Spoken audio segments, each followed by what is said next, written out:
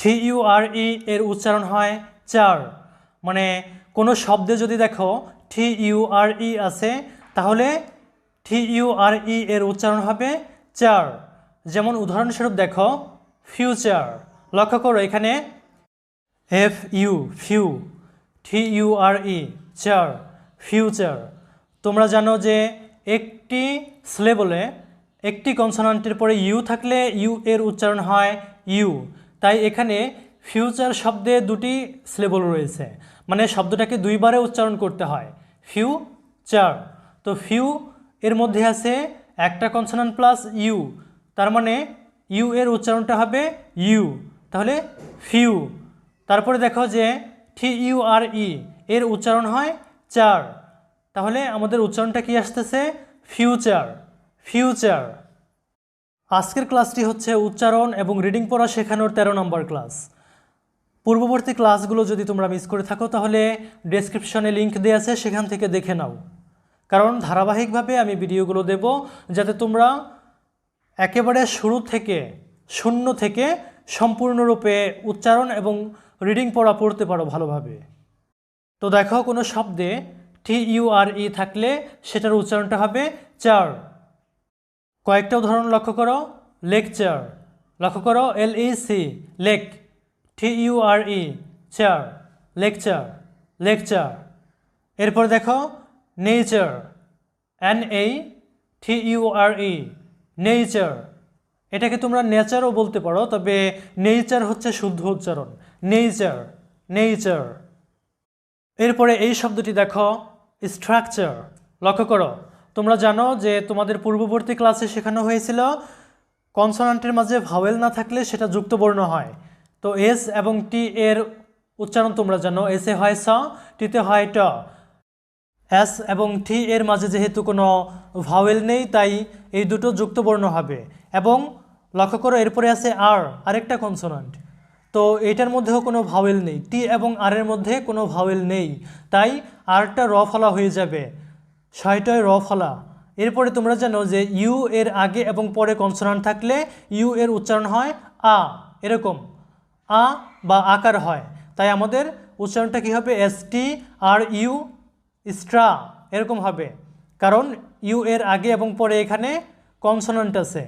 তাহলে STRUC স্ট্রাক, STRUC স্ট্রাক, স্ট্রাক, এরকম হবে সাউন্ডটা, স্ট্রাক।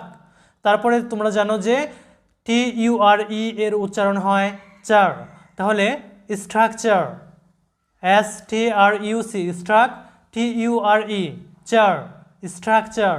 এভাবে সাউন্ডগুলো হবে। এরপর মনে রাখবে যে TI এর পরে অন্য কোনো ভাওয়েল থাকলে TI এর উচ্চারণটা হয় স। তাই এখানে লক্ষ্য করো যে TION এটার উচ্চারণ হবে শন। কোনো শব্দে যদি দেখো যে TION আছে তাহলে সেটার উচ্চারণটা হবে শন। আবার SION এটাও শন উচ্চারণ হবে। যেমন উদাহরণস্বরূপ দেখো মেনশন, লক্ষ্য করো যে এমে হয় ম, ইতে হয় একার, কারণ ইটা এখানে দুইটি কনসোনান্টের মাঝে আছে। দুটি কনসোনান্টের মাঝে ই থাকলে তোমরা জানো যে ই এর উচ্চারণ হয় একার, তাহলে MEN মেন, TION শন, মেনশন।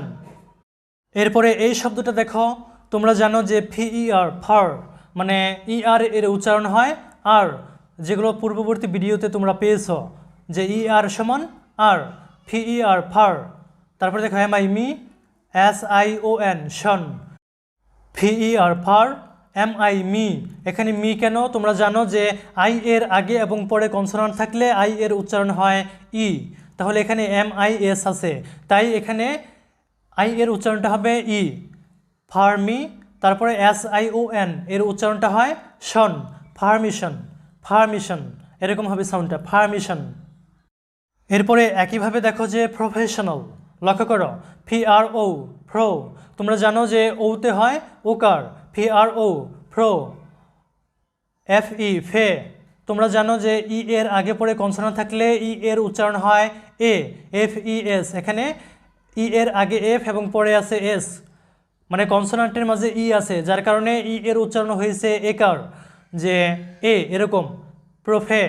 তারপরে তোমরা জানো যে SION এর উচ্চারণ হয় শন। আর এই এল সমান কি আল, তোমরা জানো যে এই এল এর উচ্চারণ হয় আল। তাহলে প্রফেশনাল, PRO প্রো, FE ফে, SION শন, AL আল, প্রফেশনাল। তো প্রফেশনাল এটা এইভাবে তো বলবে না, তোমরা একসঙ্গে বলবে যে প্রফেশনাল, মানে এই এলে আল এরকম সাউন্ডটা আসছে, এটাকে যুক্ত করে দিবে প্রফেশনাল প্রফেশনাল প্রফেশনাল এরকমভাবে সাউন্ডটা। এরপরে একইভাবে দেখো যে ইলেকশন, ইলেকশন লক্ষ্য করো যে ELE, এখানে তোমরা জানো যে শব্দের শুরুতে ই থাকলে ই এর উচ্চারণ হয় ই। আবার পরের যে ইটা আছে এটা লক্ষ্য করো যে লেক, LEC লেক, মানে দুটি কনসোনান্টের মাঝে ই আছে, তাই দ্বিতীয় ইটার উচ্চারণ হয়েছে একারের মতো এ, প্রথমটা ই পরেরটা এ, ইলেক, ELEC ইলেক, TION শন, তোমরা জানো যে TION এ শন হয়, তাহলে ইলেকশন, ইলেকশন এরকমভাবে আমাদের সাউন্ডটা আসছে ইলেকশন, ইলেকশন। তারপরে দেখো এই শব্দ দুটো যে ইনিশিয়াল এবং পটেনশিয়াল, পটেনশিয়াল, এখানে কিন্তু আমাদের TI এরপরে আরও ভাওয়েল রয়েছে, এই রয়েছে, এই থাকার কারণে TI এই উচ্চারণটা আসছে শা এরকম। কারণ তোমরা জানো TI এরপরে অন্য কোনো ভাওয়েল থাকলে TI এর উচ্চারণটা শ হয়ে যায়, আর শ এর সাথে এইতে হয় আকার, আকার দিলে কি হয় শা, ইনিশা। আর এলে তোমরা জানো ল, ইনিশিয়াল, ইনিশিয়াল এরকম, ইনিশিয়াল, পটেনশিয়াল, পটেনশিয়াল। এরপরে দেখো OUS এর উচ্চারণ হয় আস, OUS একত্রে থাকলে কোনো শব্দে সেটার উচ্চারণটা হবে আস এরকম। যেমন উদাহরণস্বরূপ দেখো ফেমাস, FAMOUS ফেমাস, FAMOUS, এখানে লক্ষ্য করো যে OUS এর উচ্চারণটা হয়েছে আস, MOUS মাস এরকম হয়েছে, MOUS মাস, ফেমাস, ফেমাস। এরপর দেখো এই শব্দটা নটোরিয়াস, নটোরিয়াস লক্ষ্য করো NOTO ঠ RI রি, নটোরি, OUS আস, নটোরিয়াস।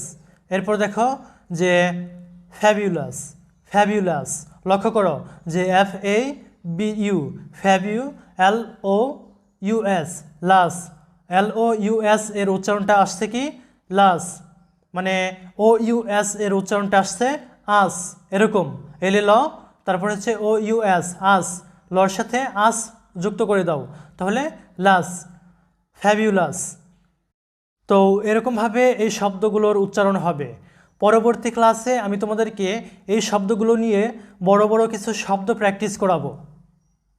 ধন্যবাদ সবাইকে এতক্ষণ পর্যন্ত সাথে থাকার জন্যে।